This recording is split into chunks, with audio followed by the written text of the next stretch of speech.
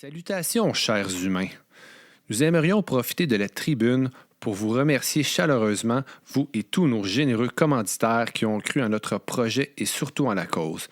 Les compagnies qui se sont associées à nous ne sont pas de grosses corpos. On les a sélectionnés pour que ce soit des gens de cœur ancrés dans leur communauté et qui offrent à leur voisinage un service qui nous parle. À commencer par notre commanditaire principal, le studio de Tattoo Quartz à Sainte-Thérèse. Le proprio a dit oui dès qu'on lui a présenté le projet et il a fait 3 heures de route pour nous aider à installer la déco du studio. Gros merci. Fait cocasse, c'est le seul studio de tattoo au Québec à offrir le financement pour vos projets de décoration corporelle. Nos drinks officiels, la cidrerie Famille Tremblay et la bière du domaine Bertillon. Ils sont du coin, ce qui permet à la Montérégie de briller avec leurs produits de qualité. La seule condition qu'Antoine Tremblay nous a donnée, c'était « Je veux que tu l'aimes pour vrai, mon cidre », c'était pour en parler. Et oui, une vraie réaction des gens qui apprécient ce délicieux cidre. Et nous l'avons aimé pour de vrai, son cidre. On en a bu toute la nuit, même un peu trop. Aussi, se claquer un 24 heures de podcast n'aurait jamais été possible sans notre dose de café. À ce sujet, on remercie solidement 94 Celsius pour le café. On a dans l'équipe Max, animateur de Punk Latte, pour qui le café est une religion. Il ne fera jamais de compromis sur la qualité et il n'en a pas fait. Le café était juste parfait pour les gens qui aiment le café. Il y a d'autres compagnies qui sont en lien direct avec le sujet du podcast. Évidemment, on parle ici de la musique. La boutique École de musique EMF aussi n'a pas hésité quand elle a vu qu'on avait la même mission qu'elle, aider la relève musicale. Ils connaissent bien la fondation, ainsi soit-elle, qui est dans la même ville qu'eux et à quelques coins de rue. L'école voulait mettre la main à la pâte. Il y a aussi des restos de Saint-Jean qui nous ont nourris pendant les vêtements. On remercie donc Patate Royale pour leur super club sandwich qui nous ont redonné de la vigueur en soirée. Le Nick Epic pour le snack de nuit, les bonnes sœurs qui nous ont concocté de très bons sandwichs déjeuner au moment où on en avait tant besoin. Finalement, on doit une grande partie de notre relevée de fonds aux entreprises qui ont généreusement donné des lots pour le tirage. Le Skate Shop Rookery, Hugo Mewdy, le Puzza Fest, Miam Miam Musique, le Tarot. C'était juste wow! Des lots grandioses qui avaient rapport avec la scène underground. Finalement, merci à Mike Ward, humoriste émergent, pour son don d'une paire de billets pour son show. C'est le fun de voir qu'il contribue à l'événement et au grandissement d'un podcast comme nous. À vous tous, merci encore. On se revoit l'an prochain.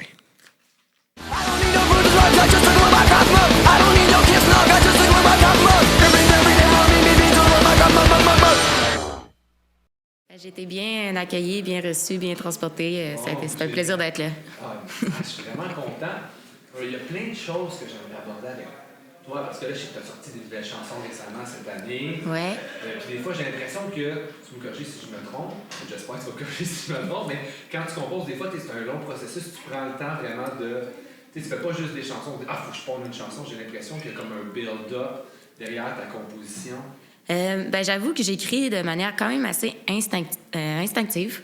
Fait que je dirais que la composition est quand même assez rapide, mais après, c'est l'habillage de tout ça. J'aime beaucoup produire les chansons. Fait que, je pense que je les écris quand même assez rapidement, mais après, je m'assieds devant mon ordi, puis c'est plus le processus de composition musicale qui est un peu plus long autour pour habiller la chanson, là. OK. Ouais. Parce que c'est vraiment toute ta production, tout est fait par tes mains. Ouais, dans ma petite chambre à Montréal, j'ai tout mon petit kit, mon petit home studio, puis je build des chansons de A à Z. Ah, ouais. C'est cool. Puis est-ce que ça a tout le temps été ça, ta façon de fonctionner de A à Z, tout le temps? Non, j'ai comme appris vraiment graduellement. Au début, je composais vraiment juste guitare-voix, puis après, souvent, je m'entourais des gens pour habiller le reste. Puis je me suis juste rendu compte que j'avais beaucoup de choses dans ma tête, mais que je savais pas nécessairement comment les matérialiser. Ouais. Fait que j'ai comme juste appris sur le tas un petit peu tranquillement, pas vite, là. Ouais. C'est bon parce que c'est comme pas une lacune, parce que c'est pas une lacune, mais tu sais, en fond, tu as viré ça à ton avantage, ça devient une force. Oui, exact. Mais ouais, c'est ça a commencé guitare-voix au début. Après, je me suis acheté une pédale de loop en 2015, fait que ça a comme aussi changé ma façon de composer. Parce que je pouvais, comme, sur le coup, aussi l'habiller déjà en live avec la pédale de loop. Puis après, ben, je me suis équipée d'un clavier MIDI, puis j'ai commencé à faire plus des productions avec plein de gréements. Fait que ça a été comme en 3 étapes, mettons. Ouais. Oui, exact. Ah, c'est cool, ça. Nice. Puis, parle-moi un peu des chansons qui sont sorties cette année. Il y a passé... Ah, j'ai oublié les titres, je m'excuse. Ben, il y en a 6 de sorties. 6 déjà? Oui, ben, dans le fond, je suis dans un défi cette année. Un défi. Je me suis dit, si j'ai pas de sub cette année, je vais quand même sortir une chanson tous les mois pour me garder occupée. Fait que c'est quand même assez challengeant.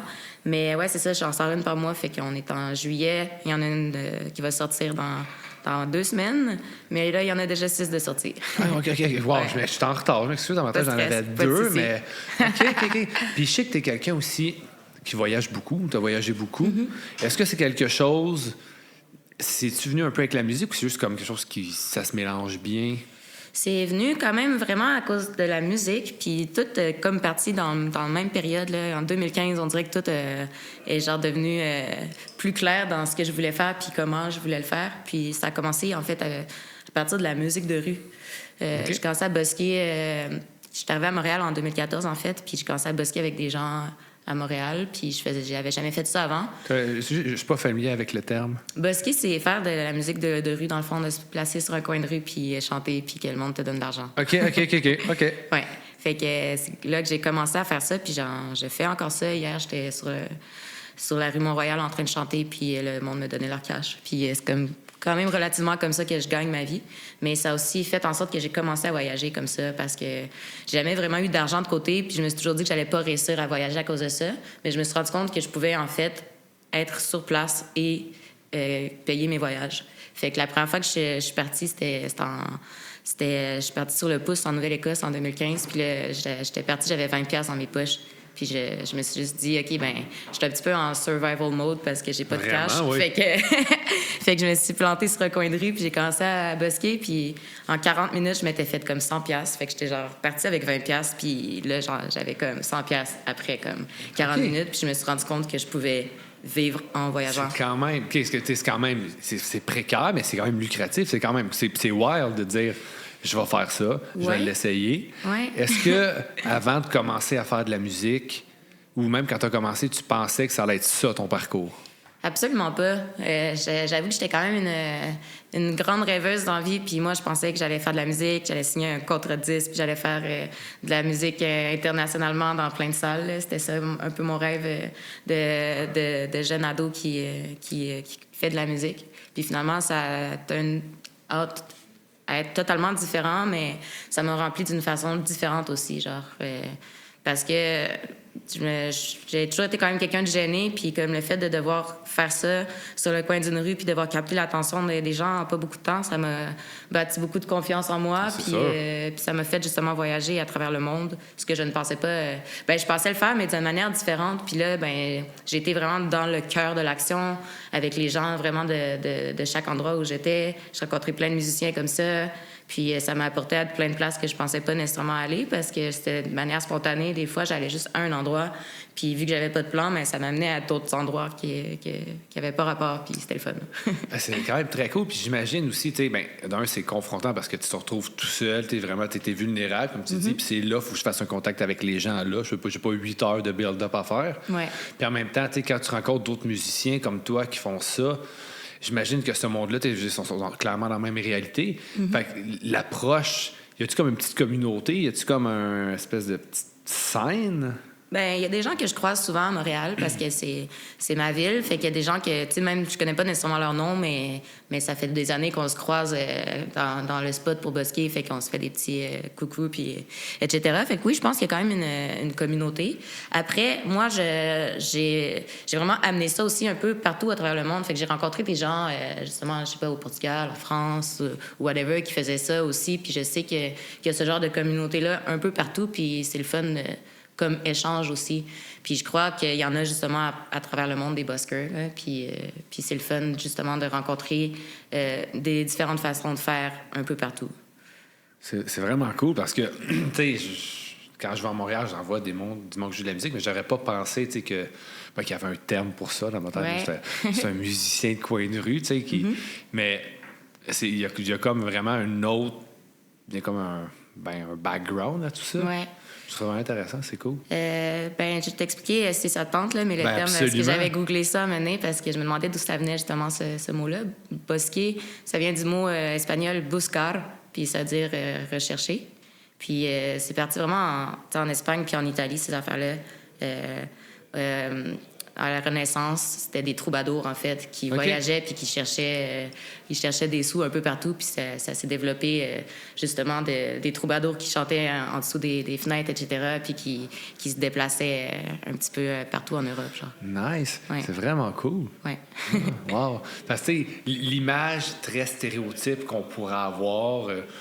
surtout moi qui viens de la banlieue, tu sais, puis là, que j'amenais à Montréal avec mes parents quand j'étais jeune, puis des fois, on voyait ça, tu sais, c'était très péjoratif, là, un musicien de coin de rue, c'est un quêteux, tu sais, c'est l'espèce d'image que j'entendais souvent. Ouais. Puis je sais pas que j'étais d'accord avec ça, mais j'aime mieux ta façon de l'expliquer. Je trouve que c'est plus noble, c'est plus... Ben, tu sais, c'est les origines, là. Après, j'ai pas la science infuse de quoi que ce soit, mais... Non, mais ça me plaît quand même. Mais je pense aussi que ça dépend de comment tu as été élevé, parce que, tu sais, tu me dis ça, c'est un peu d'un musicien de coin de rue, mais... Moi, je me rappelle avant même que je fasse de la musique, là, avant même que j'aie touché à une guitare de ma vie, on allait souvent à Québec avec mes parents, puis il y avait des musiciens de rue dans ce temps-là, puis mes parents, ils ont toujours comme donné des pièces aux musiciens de rue, puis ils m'ont toujours comme inculqué qu'ils étaient en train de travailler, tu sais. Mes parents, ils sont pas musiciens, mais ils ont toujours apprécié la musique, puis ils m'ont toujours inculqué que justement, c'était un métier, puis que c'était... Non, c'est cool. Que ces gens-là, ils étaient en train de justement gagner leur vie en ce moment. C'est un fait que souvent, c'est vraiment un beau background. Oui, exact. Ouais. Tes parents, j'imagine, ils ont été supporters de ta carrière de musique, ouais? Oui, tout à fait. Mes parents, ils m'ont toujours dit qu'il fallait que je fasse ce que je voulais dans la vie puis que je devienne la personne que je voulais être dans la vie. Puis, tu sais, mes deux parents, ils viennent de rien du tout. Il n'y avait pas de cash dans la vie, puis ils sont vraiment comme trouvés comme deux bouées de secours. Fait qu'on aurait pu penser qu'ils auraient voulu pour moi de faire une grosse carrière, puis d'avoir du médecin, cash, tout ça. Mais au contraire, genre pour eux, les valeurs, c'était vraiment de faire quelque chose pour être heureuse. Puis ils me supportent dans vraiment toutes mes étapes. Même si c'est vraiment pas facile, puis que je pense qu'ils aimeraient ça. Tu sais, je suis une musicienne de rue, je suis une musicienne de salle aussi, mais je gagne justement principalement ma vie en faisant de la musique de rue. Puis je pense que pour des parents, t'as envie que ton kid à maner soit pas dans la marde, là. Ouais, Puis eux, ils n'ont jamais la certitude que je serais pas dans la marde. Je vais dire guillemets, mais tu sais, qui sortent de la rue, tu sais, ouais, exact. C'est plus réconfortant pour n'importe quel parent, j'imagine. Ma fille a fait de la musique, là, puis la voix, elle joue dans telle salle, puis telle salle, puis telle salle, puis elle fait de la musique, puis elle joue au coin de telle rue, puis telle rue. Ça passe moins bien, mais j'imagine en même temps, je trouve ça vraiment cool que justement, pour tes parents, ce que tu as eu comme le message qui t'a été véhiculé, c'est que ces gens-là, ils travaillent, puis c'est carrément ça. Là. Ouais. C'est vraiment cool. Puis en même temps, j'imagine que ça te garde aussi une espèce de contact avec ton public, parce qu'il doit y avoir du monde qui te voit, qui te croisent pas juste une fois dans la rue, ils te voient souvent, puis qui te reconnaissent aussi. Fait que tu crées une espèce de lien, j'imagine, des fois, avec certains passants. Certainement. Puis ça me rend aussi plus accessible, j'imagine. Mais c'est drôle parce que j'ai croisé des gens un peu partout, puis je les ai revus, pas tout le monde, mais il y a des gens que j'ai vus, mettons, en Angleterre, puis que je les ai recroisés en Thaïlande ou whatever. Oh, ouais. Puis là, ils m'envoient le vidéo, c'est comme, je t'ai vu il y a 2-3 ans à tel endroit, puis je trouve ça vraiment fascinant, ça, parce que, tu sais, il y a des gens que je peux voir juste une fois dans ma vie, mais il y a des fois aussi où les chemins se recroisent, puis je trouve je trouve que c'est quelque chose de vraiment spécial de la musique de rue, parce que je le dis jamais en avance si je m'en vais busker. Moi, j'ai pas le goût que les gens, comme ils viennent me voir busker. J'ai le goût que les gens viennent me voir quand je fais des vrais spectacles. Fait que, tu sais, c'est tout le temps une surprise. Fait que un addon qu'on se recroise, peu importe c'est où sur la planète, je trouve que c'est quelque chose de super magique à propos de ça. Oui, vraiment. Puis, tu sais, forcément, comme tu disais, t'es plus accessible. T'es vraiment en contact avec les gens. Fait que si tu voyages, exemple, au Portugal ou en Angleterre, ça te met en contact aussi avec leur culture à eux autres aussi. Oui, j'adore ça. Parce que, tu Ben, j'adore voyager, mais tu sais, souvent, on va comme, mettons, dans des Airbnb ou whatever. Dans un tout inclus. Dans un tout inclus. je fais pas ça, mais comme, j'ai l'impression Je te comprends. Je l'ai fait une fois. Ouais. Je l'ai fait une fois. C'était au Mexique. Moi aussi. Puis, écoute, je vais le raconter un peu. C'était... Tu à Cancun? Sûrement. Je pense que oui. Puis, je suis devenu... Tu sais, je suis pas quelqu'un qui a le plus de patience, mais j'ai découvert une partie de moi qui est devenue vraiment agressive, frustrée. Okay. On est allé faire un tour de catamaran, puis on mangeait, puis là, il te faisait flatter un requin. Mais tu sais, c'est pas cool. Flatter un requin? Ouais, mais c'est un requin nourrice, fait qu'il est super fin. Okay. Sauf que, tu sais, il est dans un aquarium, là, tout petit. Dans le fond, il est dans une cage dans l'eau. Puis là, il te le met sur toi. Tu prends une photo, faut que tu payes si tu veux la photo. Ouais. Tu sais, c'est pas ça, là. Non. Ça, tu manges, pour ça, ils t'amènent à l'île aux femmes. Ils te racontent pourquoi ça s'appelle l'île aux femmes. Mais tu te rends compte que finalement, tout le côté historique qu'ils l'ont mis aux poubelles, c'est rendu un gros marché aux puces. Dans le fond, c'est juste des magasins. Puis là, ils veulent te vendre leurs affaires. Il faut qu'ils survivent, ce monde-là. C'est correct. Mais c'est juste du mercantile. Puis tu te promènes, puis tu sais, c'est ton chandail. Puis je suis devenu méchant. Je comprends. Fait que j'ai dit à ma blonde, je vais aller m'asseoir, OK. Faites le tour. Je vais en frapper un. Ouais, je suis allé m'asseoir. Fait que pour moi, c'était pas relaxant, un tout inclus. J'ai aucun plaisir. Fait que fin de la parenthèse, tout inclus. Là, c'est pas... Oui, ben ça n'a pas vraiment rapport, mais ça m'a fait penser à un truc au village Huron, là, près de Québec, là, Wendake. Là.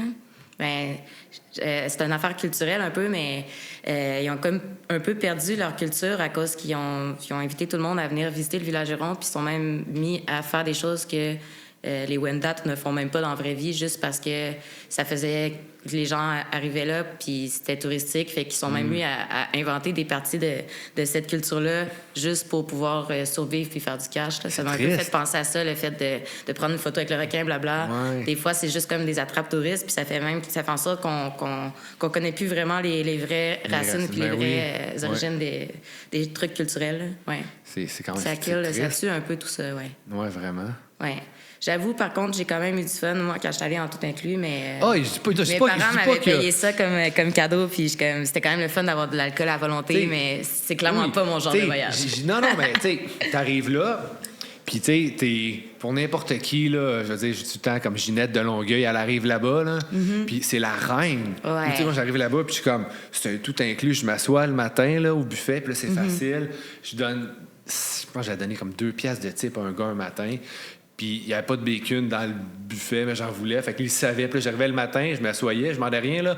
Puis il m'a donné un café. Il dit « Your bacon is coming, sir. » Puis là, il s'en allait. Je suis comme « Je suis le roi! » Ouais, je comprends. Mais tu sais, c'est facile. Je voulais un burger dans l'après-midi. Tu vas au bar, puis tu te prends un burger. Tout est facile. Mais tu c'est veux pas ça, la vie, là. Non, c'est pas ça, la vie, mais t'as tout. Non, c'est clair. Ouais. Mais j'aime ça parler de voyage avec toi. T'as-tu une destination de rêve que tu as faite, puis une que tu aimerais faire? Oui. Je suis allée en Nouvelle-Zélande. C'était vraiment, vraiment, vraiment magnifique. Puis j'y retournerais, parce que j'ai pas vu assez. Mais j'avoue que tous les endroits où je suis allée, j'ai trouvé ça vraiment le fun et dépaysant. Là. En fait, il y a plein de destinations de rêve que j'ai faites. Puis il y en a plein que je m'attendais même pas à être là, puis j'ai juste atterri là. Parce que je rencontrais des gens, puis j'avais pas de plan, justement, fait que je m'en allais, je sais pas trop où, là. Comme à un moment donné, j'ai rejoint mon meilleur ami en Croatie, parce que j'étais en Italie, fait que j'ai comme pris un bateau, puis j'étais allée, j'étais à côté. Puis ma destination finale, c'était la Grèce, parce que c'est là que je voulais aller. Puis fait que j'ai descendu la côte, puis j'étais allée comme au Kotor, à Monténégro, en Albanie, puis c'était pas des destinations que j'avais prévues, mais je suis juste comme passée par là, fait que j'ai découvert plein d'endroits aussi. Je suis en train de m'éloigner de la question, mais en fait... Il n'y a aucun problème. Tous les endroits que j'ai visités, j'ai adoré. Puis j'ai appris des choses. J'ai vu des paysages vraiment spectaculaires. Puis en fait, un de mes endroits préférés, c'était l'Irlande. Parce que le foin est genre juste trop vert. Les gens sont vraiment sympathiques, des bons vivants. Il y a de la musique partout. Comme je me rappelle marcher juste comme à Dublin, puis à choisir l'endroit où j'allais aller boire ma bière le soir en écoutant la musique. Dans le fond, il y a des live bands puis des live musicians partout. Fait que legit, je marchais, puis j'étais comme, j'aime bien cette chanson, ou j'aime bien cette voix, fait que je m'en allais là, comme ça, puis j'ai vraiment trouvé ça nice, puis je trouve qu'il devrait y avoir plus de ça de manière générale. Ben, j'ai pas l'impression que c'est quelque chose. Ben, il y en a pas vraiment de ça ici. Là. En Amérique du Nord, je pense que c'est une autre mentalité complètement différente. Puis tu me dis ça, je suis comme, pas ça ici, aussi que ça. Mais aussi, c'est qu'il y avait un respect particulier envers la musique. Là. Je vais peut-être t'apprendre d'autres choses à propos de busking, de faire du busking, mais la plupart des endroits, c'est pas nécessairement légal. Souvent, c'est toléré, mais la plupart du temps, ça prend un permis. Puis là, ça te permet juste d'aller busker à un endroit spécifique. Puis là, c'est chiant. Mais en Irlande, c'est comme la seule place où je suis allée où... ce qui est con aussi, c'est que souvent, il faut que tu passes une audition. Puis l'audition, ça va être un moment particulier. Fait que si t'es en voyage, t'auras pas le temps de passer une audition, puis t'auras sûrement pas eu tu seras pas dans la bonne période pour le faire. Mais en Irlande, tu peux avoir un permis. Il y a quand même un permis, mais il y avait des permis de voyageurs. Fait que tu peux comme payer 10 €, puis là, t'avais ton permis pour 1 ou 2 semaines. OK, mais quand même. Puis ça permettait qu'il y ait des musiciens un peu partout et d'un peu partout.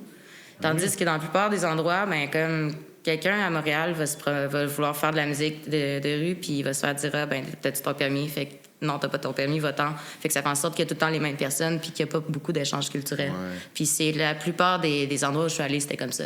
Fait qu'il faut un petit peu, tu te caches de la police aussi si tu veux busker comme dans un autre pays, puis là, il faut que tu fasses semblant que tu le savais pas si tu te fais avertir.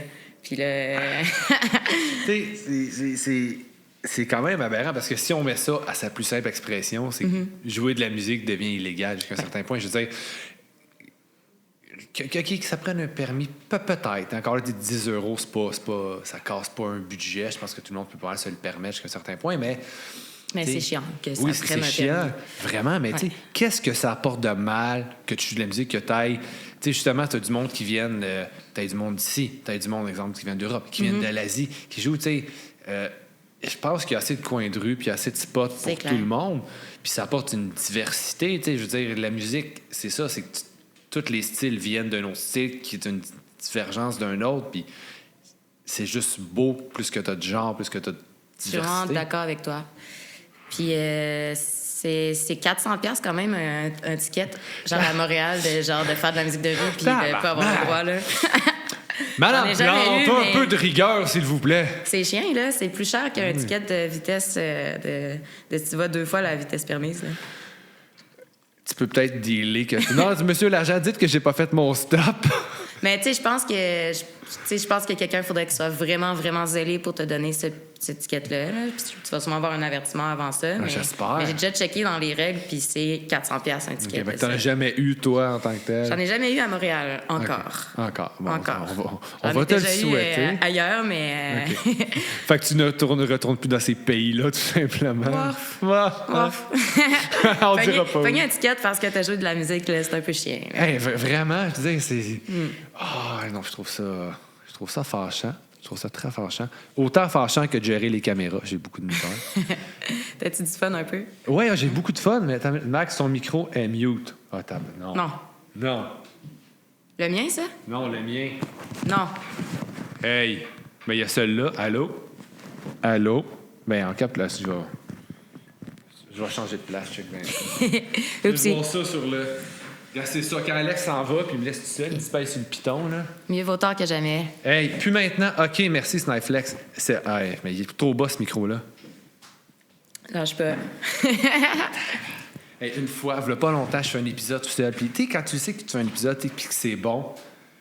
Hey, t'es un sauveur. Ouais, parce que là, je viens de voir, tantôt, c'est marqué « Max, ton micro est mute ». Je me dis « C'est tout réglé depuis... » OK, c'est tout. Ah, t'as fait ça à distance? Ah oui, que sa tablette, ouais. Je suis venu tantôt, j'ai tout fait ça. Ah, c'était fin. Ah, OK. Ah oui. C'est pour ça que j'ai dit, en tout cas, bref. Puis là, l'épisode, il était bon. C'était avec Guyenne, puis c'était pour le Poudza Flash Day, en tout cas, avant le Poudza Fest. Puis l'épisode était vraiment cool, puis je l'ai pas enregistré. Oh non. C'est tellement chien. Pour vrai, je m'en veux encore, mais bon. Hey. Au moins, vous savez dans votre cœur que c'était un moment magique pour vous. Oui, c'était un moment magique, mais si fait que j'ai mal dormi cette nuit-là, ça m'a... Hey, parlant de manger... non, j'ai dormi et mangé. T'as-tu mangé ton club sandwich, Alex? Oui. Oui, t'as-tu bon ton club sandwich de la patate royale? Numéro 1. Parfait. Je suis content qu'on partage ce plaisir-là ensemble parce que je les ai remerciés. Cool. All right. Je reviens à moi. J'aimerais ça qu'on reparle un peu de composition aussi. Mm-hmm. Oui. La dernière chanson qui est sortie, j'ai oublié le titre. Ça s'appelle Feu de camp. Oui, c'est ça. Ouais. C'est une très... Oui, excuse. C'est une très bonne chanson. Ouais, je suis Merci. mélangé par les caméras. J'aimerais ça que tu me racontes un petit peu, tu m'en parles un peu. OK. La composition, le pourquoi de cette chanson-là. De cette chanson-là, j'ai écrite il y a comme 2 étés. J'étais partie en voyage, en camping avec ma blonde, puis c'était bien le fun. C'est pour ça qu'elle s'appelle Feu de camp, puis que c'est une chanson en anglais, mais c'est un petit peu me mettre vulnérable de tout, mettons, mes défauts de relationnel, je pense. Puis le fait qu'ensemble, au final, on est une team. Puis c'est un petit peu mon message de tout va bien aller. Puis c'est ça, je l'ai écrite au piano, puis je joue pas vraiment de piano, mais on dirait que j'avais le goût de me mettre vraiment dans une position inconfortable pour composer. Des fois, j'aime ça me mettre des défis de composition. Puis pas de guitare dans cette chanson-là. C'est quand même plutôt rare que je fais des chansons où il n'y a pas ça, mais c'est une chanson qui a vraiment été écrite genre en me mettant juste à nu, puis je voulais que ça soit simple, mais que ça puisse vraiment comme montrer toute la palette de mes émotions. Puis je pense que j'ai l'impression que c'est quand même réussi. Puis ce que j'aime beaucoup de la chanson, c'est que c'est une chanson plutôt avec un texte plutôt mélancolique, mais avec de l'espoir. Mais la mélodie est quand même dansante. Puis je fais pas non plus ce genre de musique-là non plus en général. Puis j'aime les contrastes dans cette chanson-là. C'est une chanson triste, joyeuse, et avec une mélodie triste et joyeuse en même temps. Fait que c'est vraiment comme un mix de feeling, mais une chose qu'on parlait tantôt avec, je ne sais plus dans quel épisode, peut-être tu pourrais me le dire. C'était avec Josh and the Dirty Rags. On parlait justement que lui, avant, il y avait un groupe, puis là, il est rendu tout seul, lui avec son banjo. Puis, tu sais, je l'ai fait justement comme diminuer un peu comme tous les artistes, rendre ça à sa plus simple expression. T'sais, une voix, un instrument. Ça ramène justement un côté... Ça te force un peu à être plus proche justement de tes émotions quand tu composes dans une chanson. Puis ce que tu m'expliques un peu, j'ai l'impression que tu as fait ça aussi avec le piano. Bien, ce que je trouve le fun aussi, c'est que, tu sais, quand j'étais plus jeune, j'écrivais des chansons souvent en one-shot. Là, ça me prenait 1 heure, puis c'était vraiment... tu sais, j'étais là avec ma guitare, puis j'écrivais vraiment de manière simple. Puis plus j'ai commencé à écrire, plus je me suis cassé la tête, puis moins... moi, je me suis rapprochée de mes émotions pures parce que je voulais faire quelque chose de beau, autant musicalement qu'avec les paroles. Fait que, tu sais, c'est super sincère quand même, mais le processus est très aseptisé. Puis, en faisant ça, juste piano, un instrument que je maîtrise pas beaucoup, justement, ça m'empêchait d'aller dans la complexité parce que c'était des accords simples, puis c'était vraiment juste dire qu'est-ce que j'avais envie de dire sur l'instant à sa plus pure expression, disons. Puis justement, je trouve que ça fait du bien de se remettre dans ce genre de contexte-là des fois, parce que c'est vraiment facile. Plus t'écris, plus tu veux faire tout parfait, mais il n'y a rien qui est parfait, puis plus tu veux faire quelque chose de parfait, moins tu captes les gens parce que moins tu es proche de tes émotions, en fait. Oui, puis j'ai l'impression que le public, souvent, si tu te montres plus vulnérable aussi, ils vont le ressentir, puis ils vont peut-être, justement, le monde, ils vont peut-être plus s'identifier jusqu'à un certain point ou à s'accrocher justement à la chanson parce qu'il y a un ressenti qu'ils le feel, puis la musique, c'est beaucoup des vibes, puis ce que tu ressens. Ouais. J'imagine que ça aussi, c'est tout à l'honneur d'une chanson comme ça aussi. Ben, c'est drôle en plus, puisque mes chansons qui sont les plus populaires, en fait, c'est les premières chansons que j'ai écrites comme quand j'avais 17-18 ans, puis c'était mes chansons aussi, emo, là. genre. Mais c'est sûr que justement, c'était la brute, l'émotion brute et pure à ce moment-là. Puis je pense que c'est ça qui capte les gens, en fait, quand tu n'essaies pas de te mettre du maquillage, puis... Parce que ces chansons-là, on parle, c'est sorti quoi en 2014, si je me trompe pas, à peu près? Ça fait juste 10 ans, mais ça a quand même bien vieilli. C'est pas quelque chose que tu écoutes aujourd'hui. En tout cas, peut-être, on a clairement peut-être pas la même analyse de tes chansons de 10 ans. Moi, je réécoute, souvent, ils jouent à la maison, puis ça a bien vieilli. C'est pas... C'est gentil. Je trouve ça nice d'entendre ça. Ça me fait plaisir. Ça me fait plaisir aussi, justement, que les gens, malgré que ça fait 10 ans que ça soit sorti, ils l'écoutent encore, puis ça reste proche de leur cœur. C'est gratifiant pour un artiste. Tu n'écris pas de la musique pour que les gens l'écoutent pendant pendant une journée puis qu'après soit tanné. Puis on est comme dans une société de surconsommation. Hein? Ouais, fait que si les gens aiment encore ça, c'est sûr que c'est la meilleure des récompenses. Là. Mm-hmm. Puis, à quel moment dans ta vie tu t'es dit « je dois jouer de la musique ». On n'a pas été tes parents t'ont tout le temps supporté, puis que pour eux autres, un musicien, la vision qu'il y avait, mais à quel moment tu t'es dit « je vais jouer de la musique ». Bien, j'ai toujours eu un intérêt pour la musique, puis partout où il y avait un instrument de musique, n'importe où, il fallait absolument que j'y touche puis que j'essaie de faire quelque chose avec, puis j'ai toujours une facilité à faire ça. Ça a été quand même long avant... Ben long. Tu sais, j'étais enfant, mais tu sais, j'avais pas de musique chez nous, on n'avait pas d'instrument de musique, il y a personne qui en jouait chez nous, fait que j'avais pas un accès facile à ça. Fait que c'était juste pour moi, j'en ai toujours taponné, puis éventuellement, mes parents m'ont permis de faire un cours d'un instrument de musique. J'avais choisi le violon au début. OK, on va avec ce qu'il y a de plus facile. Oui, c'est ça.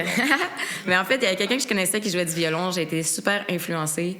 Puis finalement, je me suis rendu compte que je prenais tout le temps mon violon comme une guitare. Puis là, j'étais comme, OK, en fait, c'est de la guitare que je veux jouer. Puis là, j'étais pognée avec le violon. Là, il était comme, on t'a payé un violon, tu vas jouer du violon. C'est pas donné.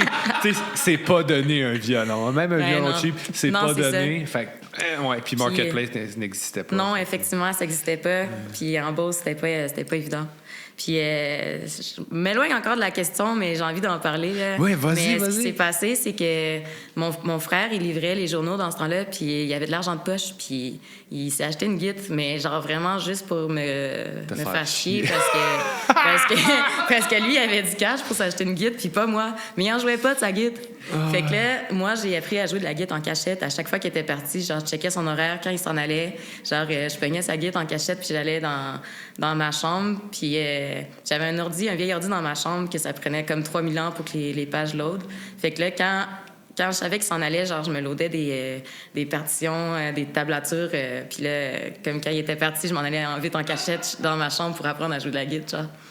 Fait que, ouais, j'ai appris à jouer en cachette, puis j'ai commencé à travailler moi aussi. Comme, fait que, genre, un an après avoir appris en cachette, ben j'ai réussi à m'acheter une guitare moi aussi. Puis là, j'étais rendue super bonne parce que ça faisait un an que je pratiquais en cachette. Puis là, mon frère, comme, tu sais, il en jouait une fois à toutes les, je sais pas, là, toutes les 3-4 mois. Puis il est devenu fru parce que, genre, en une semaine d'avoir ma guitare, j'étais vraiment bonne, puis il était pas bon, genre. Fait que.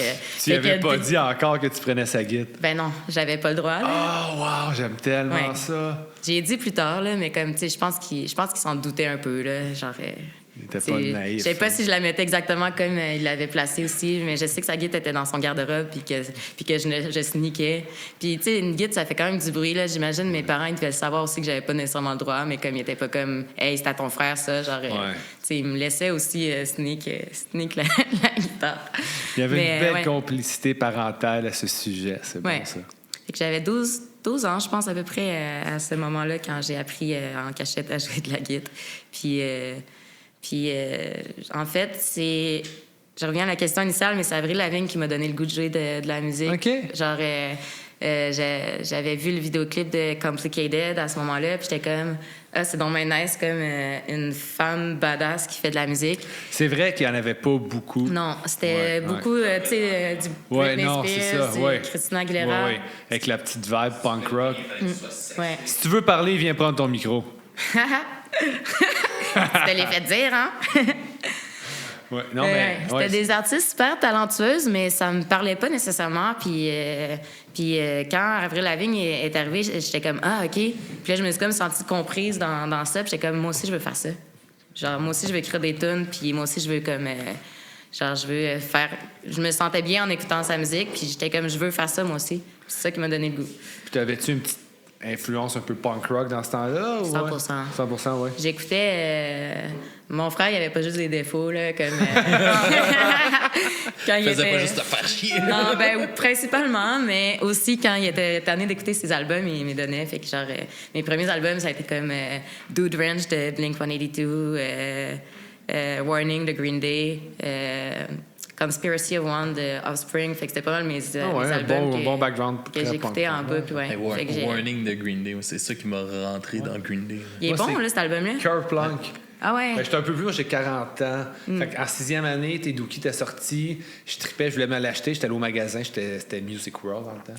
Puis il y avait juste Kerplunk. OK. Avec la pochette, avec le gars couché sur le dos, dans le fond, qui se fait tirer une balle avec la fille qui a le gun dans les mains.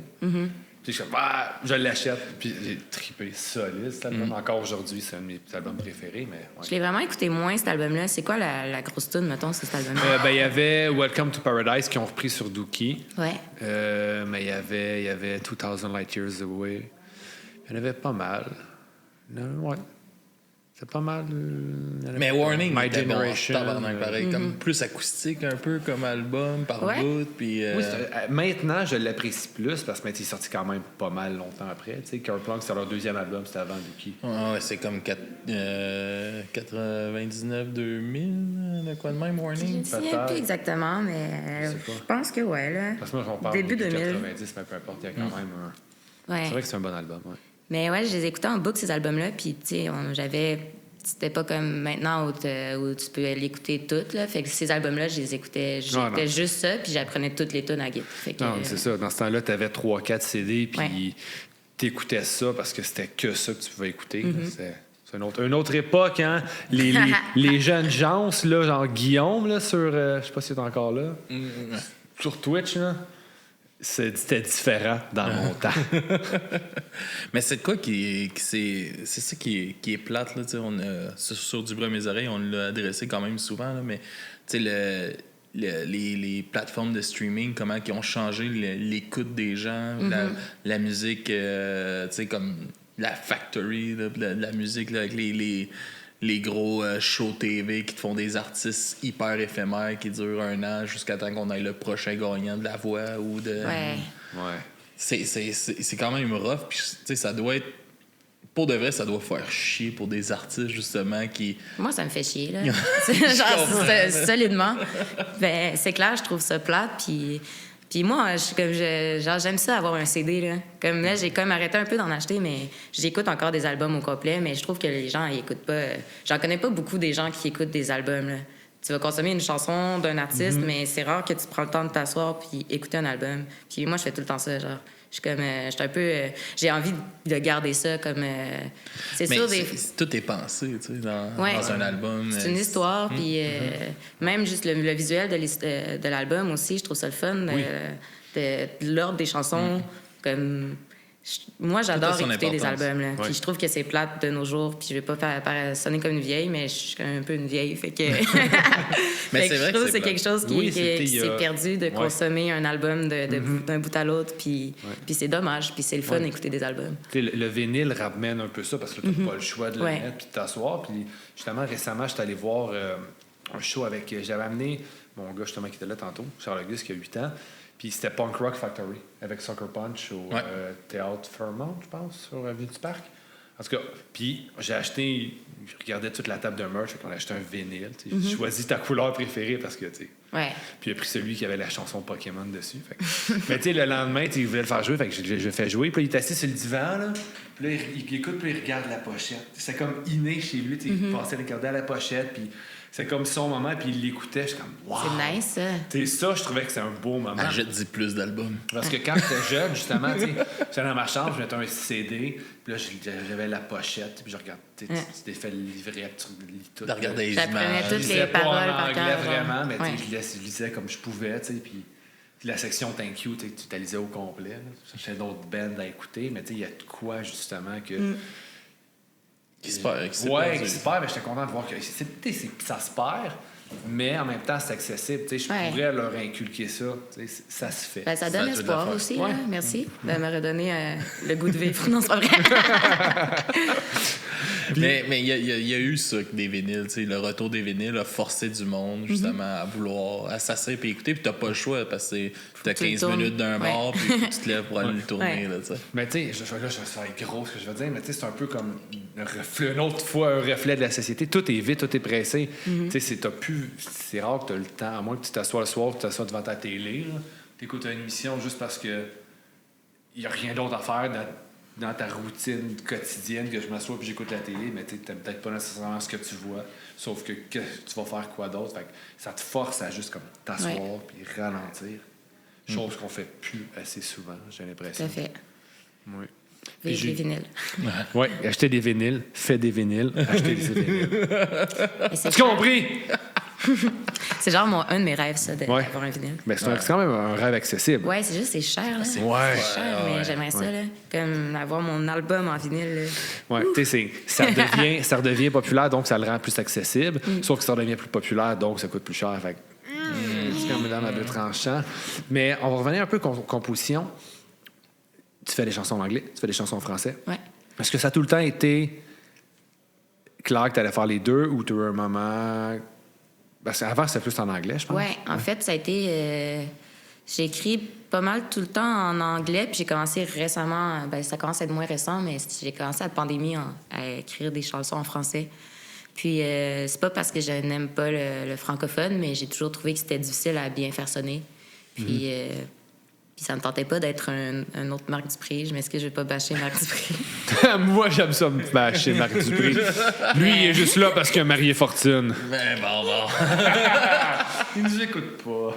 Non, c'est sûr. Ben j'avoue qu'il doit pas écouter ben de punk, de punk rock, Marc Dupré, mais c'est ça, je trouvais que, tu sais, j'adore des artistes comme Jean Leloup, Dan Bélanger, qui sont capables d'écrire des choses simplement sans que ça soit comme, tu sais, de la poésie française, mais que ça rentre au poste quand même. Ouais. Puis on dirait que ça me tentait pas d'être quelqu'un qui écrit de la musique quétaine en français.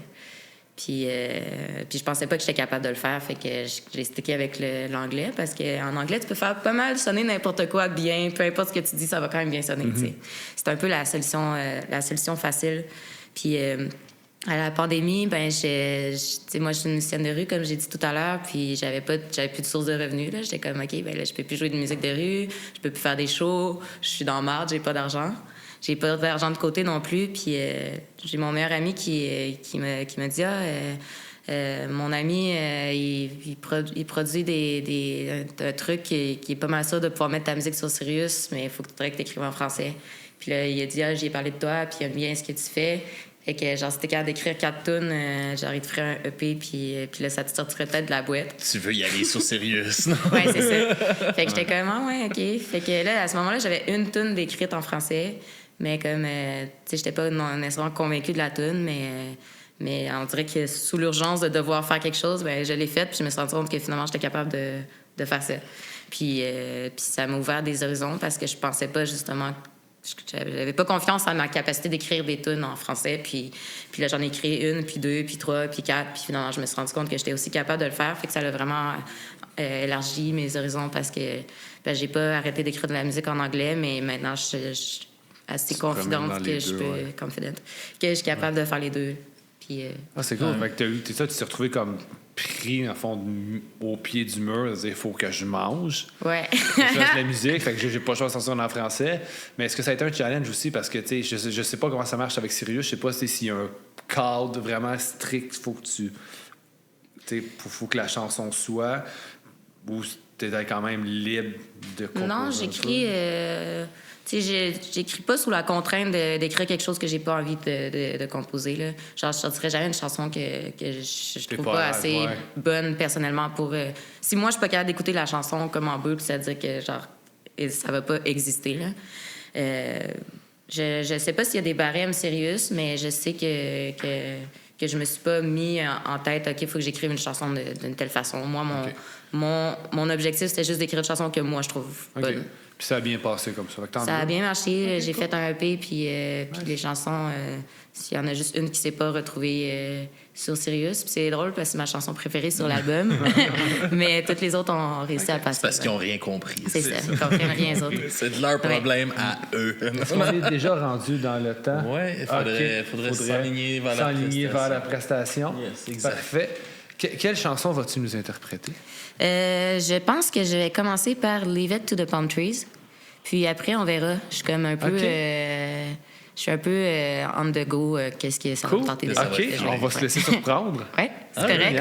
Absolument, oui, 100%. 100% correct. Fait qu'en attendant, on va aller mettre de la musique le temps que tu t'installes. Puis on vous revient tout de suite après.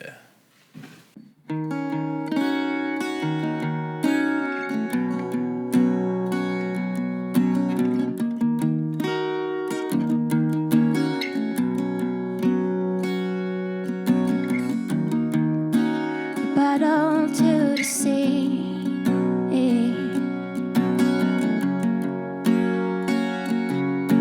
It's sheltered inside, yeah, and it's hanging out of reach.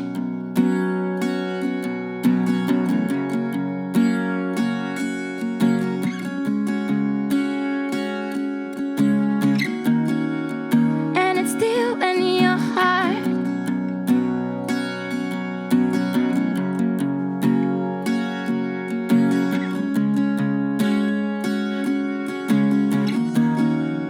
And it's still in your dreams.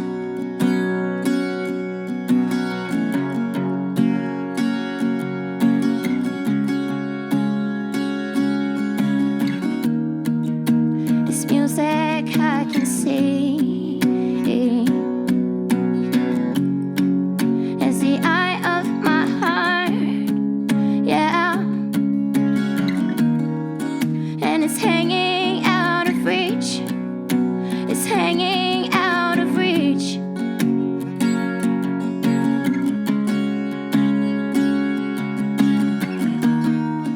And it's still in your heart. And it's still in your dreams. And it's still in your life. And it's still in your heart. It's still in your dreams. And it's still in your life. Yeah.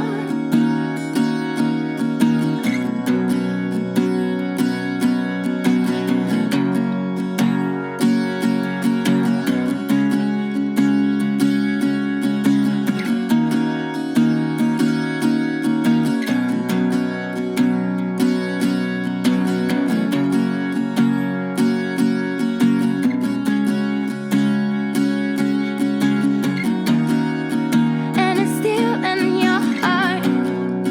And it's still in your dreams. And it's still in your life. And it's still in your heart. And it's still in your dreams. And it's still in your life. Yeah.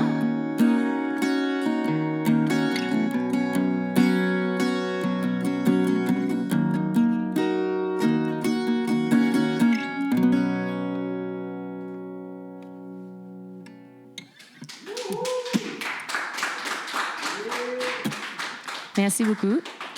Vous venez d'entendre le choix de Maxime, c'était Bottle to the Sea. Puis c'est une des premières chansons que j'ai écrites dans mon emo time quand j'avais 17 ans. Et je suis contente qu'elle résonne encore pour les gens. La suivante s'appelle Leave It to the Palm Trees. Puis c'est une des chansons que j'ai écrites dans un des pires moments de ma vie, en fait. Mais finalement, c'est devenu une chanson super ensoleillée. J'étais partie en Floride pour essayer de trouver mon père biologique. Puis finalement, ça s'était pas vraiment bien passé. Puis je m'étais juste retrouvée sur la plage à pleurer. Puis là, j'étais comme, tu veux pas être genre dans un endroit aussi beau, dans un endroit aussi ensoleillé, puis être triste. Fait que je m'étais juste fait mon espèce de Let It Be. Puis pour moi, c'était Leave It to the Palm Trees. Find our footsteps and sand. Lead us wild folks to the shore.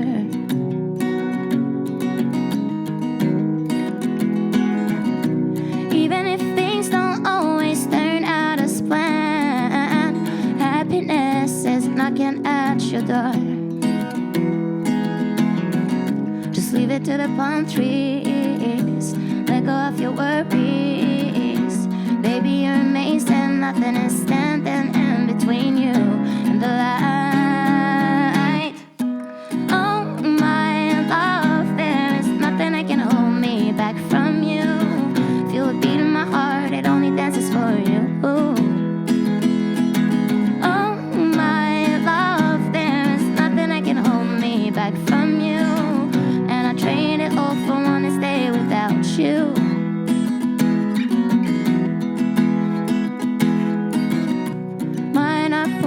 From above, find a way to heal our hearts out.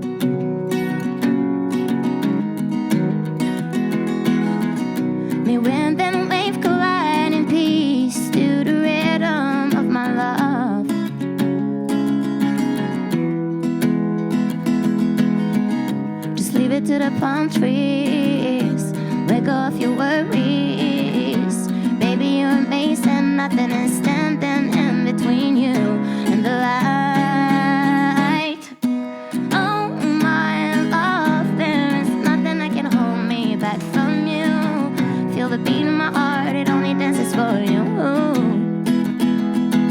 Oh, my love, there is nothing that can hold me back from you. And I trade it all for one day without you.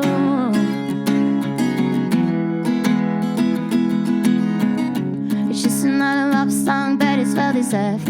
My dear, soon as they won't be gone and all these lonely times will disappear.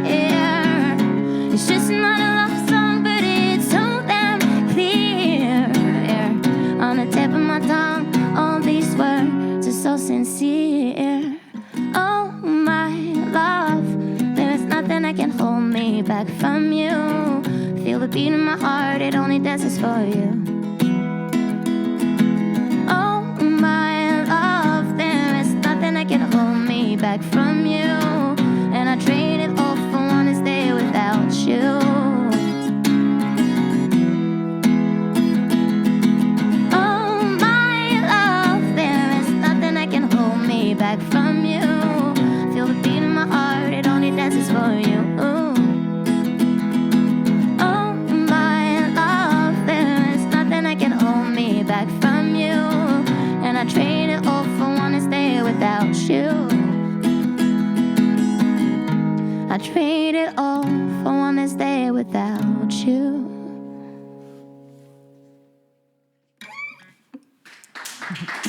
Merci.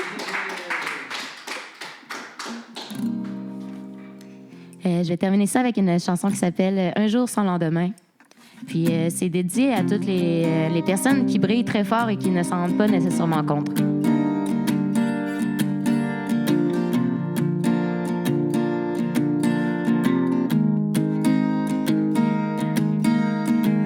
Il s'en passe des choses sur la route sans qu'on n'y puisse rien.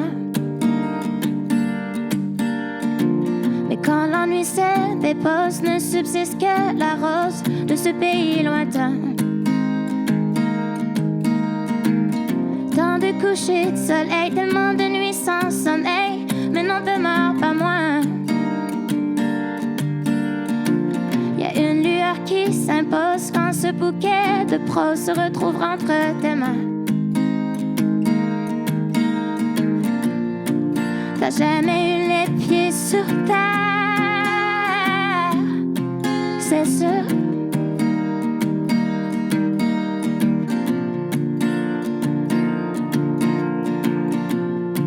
Et tu ne vois pas à quoi ça sert non plus.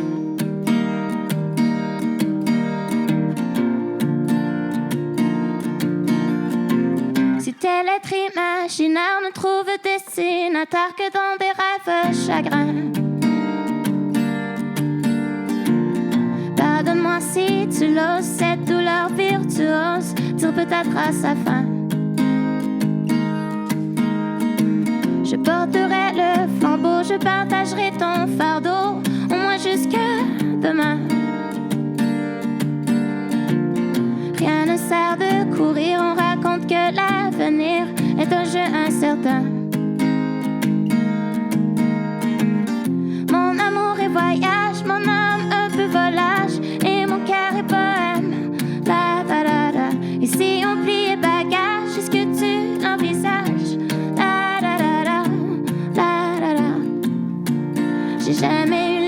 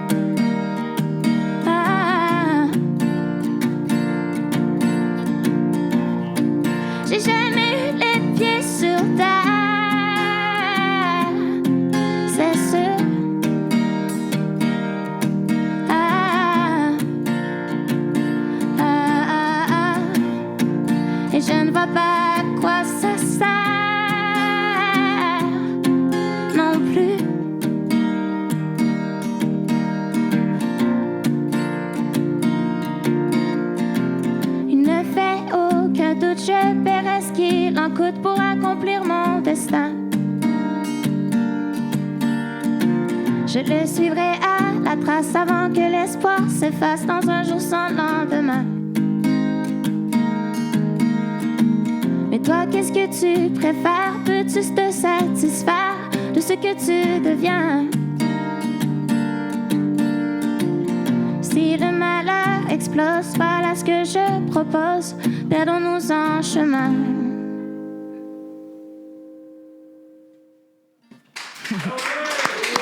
Merci beaucoup. Yes, sir. Merci, Tamara. C'est Merci. super plaisant de t'avoir avec nous. Merci d'avoir accepté l'invitation. Merci, pour vrai, c'était vraiment le fun aussi. Yes. Fait que tout le monde, on se rejoint après cette petite pause de 3-4 minutes avec John de 22. Tout le monde, on est tout de suite.